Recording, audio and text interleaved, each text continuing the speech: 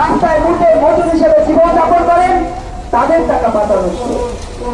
এই ভাবনার জায়গা থেকে, এই চিন্তার জায়গা থেকে নতুন ধারার কর্মসূচি আজকে টাকা পাচারের বিরুদ্ধে কেউ কথা বলে না।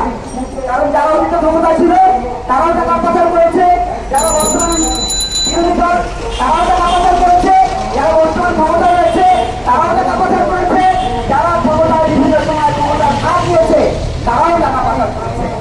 টাকা পাচার করে নাই এমন কোন রাজনৈতিক দলের নেতা এবং কর্মী নাই।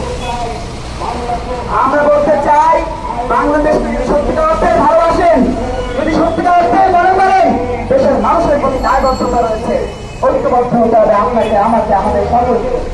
আজকে যারা সরকারি পুলিশ প্রশাসনে রয়েছেন, বিভিন্ন মন্ত্রণালয়ে রয়েছেন, তাদের দায়িত্ব এই অন্যায়ের বিরুদ্ধে কথা বলা, এই রক্তস্রোত পানি করা টাকা যারা পাচার করছে তাদেরকে প্রতিহত করা। আর চাই সেই প্রতিহতের ডাক দিয়ে আজকে এই সমাবেশ কথা বলবেন এই পর্যায়ে নতুন ধারা বাংলাদেশ এনডিপির সংগ্রামী সাংগঠনিক সম্পাদক জনাব